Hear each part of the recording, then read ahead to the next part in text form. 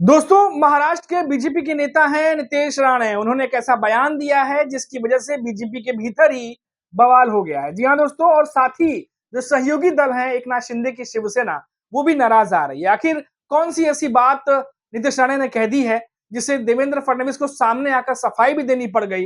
एक एक चीज आपको डिटेल में बताता हूँ। नमस्कार दोस्तों, मेरा नाम है मनीष कुमार सिंह और आप देख रहे हैं 4 PM महाराष्ट्र। दोस्तों, जो खबर आ रही है उसके मुताबिक आपको बता दें कि नीतीश राणे जो कि बीजेपी नेता हैं, अक्सर अपने बयानों के ज़रिए जो है देखा जाता है कि सुर्खियों में रहते हैं।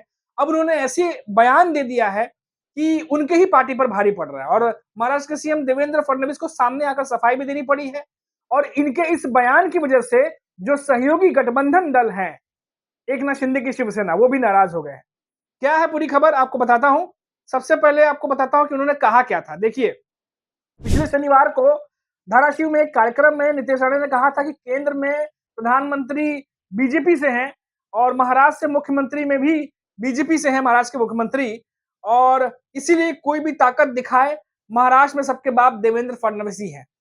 ये बात उन्होंने कही थी। उन्होंने कहा कि मुख्यमंत्री भले ही पूरे राज्य के हैं, लेकिन उन्होंने देखा कि धाराशिव में बीजेपी कार्यकर्ता के साथ अन्याय हो रहा है, तो तुरंत डीपीसीसी की लिस्ट रद्द कर दी और कार्यकर्ताओं को ताकत दी। यही देवेंद्र फडणवीस होने का मतलब है। अब देखिए दोस्तों, ये बयान आने के बाद, खासतौर से ये जो बाप शब्द का इस्तेमाल किया है, इसके बाद तमाम नेता जो है इस पर अपनी-अपनी अलग-अलग राय दे रहे हैं। राणे ने ये कहकर विवाद खड़ा कर दिया है हालाँकि। और आपको बता दें कि साल 2029 तक धाराशिव जिले में सभी 4 एमएलए भारतीय जनता पार्टी के होने चाहिए। यही वह विज़न है जिस पर हम काम कर रहे हैं। अब दोस्तों, ये जहाँ की बात कर रहे हैं, दरअसल ये निशाना एकनाथ शिंदे के जो नेता हैं, उन पर निशाना साधा गया है, ऐसा कह सकते हैं। ऐसी जो है वो बातें निकल के सामने आ रही हैं, भले उन्होंने नाम ना लिया हो। अब देखिए दोस्तों, आपको थोड़ा-सा और डिटेल में लेके चलते हैं कि माना क्या जा रहा है, वो आपको बताता हूँ कि माना ये जा रहा है कि नीतीश राणे ने ऐसा बयान देकर धाराशिव के संरक्षक मंत्री जो हैं और एकनाथ शिंदे के पार्टी के नेता हैं प्रताप सरनाईक, परिवहन मंत्री भी हैं इन दिनों, उन्होंने उनको टारगेट किया। अब देखिए दोस्तों, ठाणे पर बीजेपी की नज़र बहुत पहले से ही जो है वो गड़ी हुई है, क्योंकि ठाणे जो है एकनाथ शिंदे वहीं से चुनकर आते हैं, उनका गढ़ है। और आगे बता दें कि इससे महायुति गठबंधन में खलबली मच गई है अब।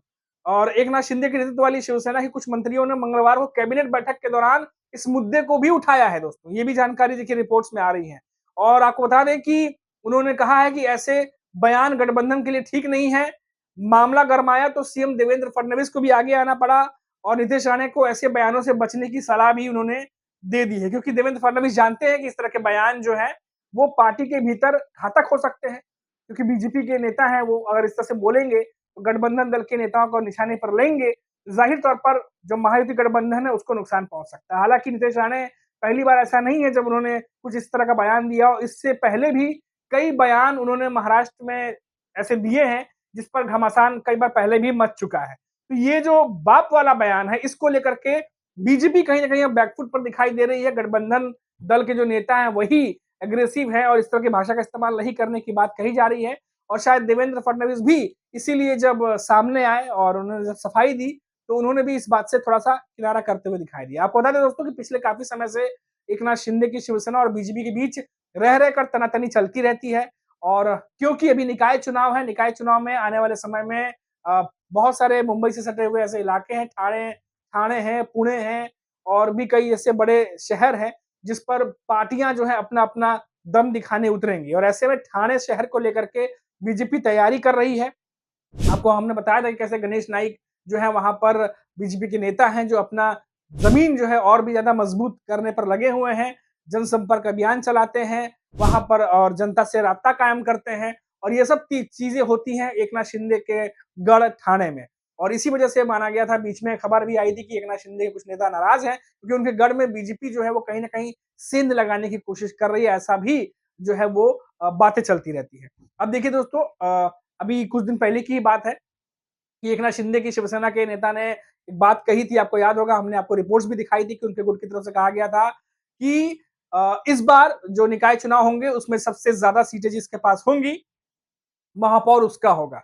और अभी हमने 2 दिन पहले देखा कि सीएम देवेंद्र फडणवीस की तरफ से भी कहा गया कि हम चाहते हैं कि महायुति जो है ये चुनाव, निकाय चुनाव जो होने वाले हैं, लड़े साथ में, लेकिन अगर किन्हीं सीटों पर हमारी आपसी सहमति नहीं बनती है तो उस सीट पर फ्रेंडली फाइट भी हो सकती है। तो यानी अ, जैसे मान लीजिए किसी सीट पर एकनाथ शिंदे अपने कैंडिडेट उतार रहे हैं, बीजेपी भी उतारना चाहती है, अजित पवार भी उतारना चाहते हैं, तो तीनों के तीनों उस सीट के लिए लड़ेंगे। यानी आपस में ही लड़ करके जो भी महाविकास अघाड़ी के जो पार्टी के नेता है वो तो लड़ेंगे ही, लेकिन उनके बीच भी जो सीटें हैं उनके लिए जो है वो लड़ाई होगी, जिसे फ्रेंडली फाइट का नाम दे रहे हैं। अब फ्रेंडली फाइट में अगर तीनों नेताओं के कैंडिडेट खड़े होते हैं और कोई एक जीतता है तो जाहिर तौर पर नुकसान तो दूसरे पार्टी को होगा।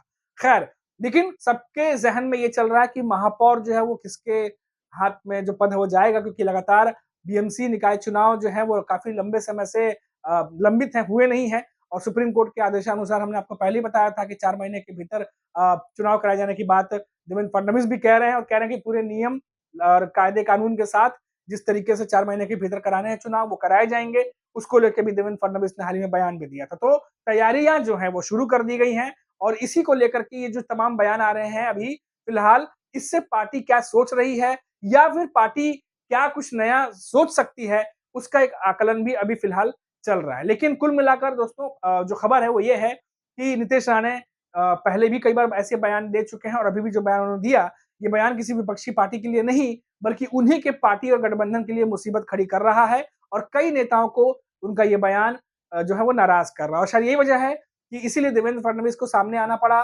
सफाई देनी पड़ी। नीतीश राणे के जो पिताजी हैं, उनको भी जो है वो नारायण राणे को सामने आना पड़ा और उन्होंने भी सफाई देनी पड़ी।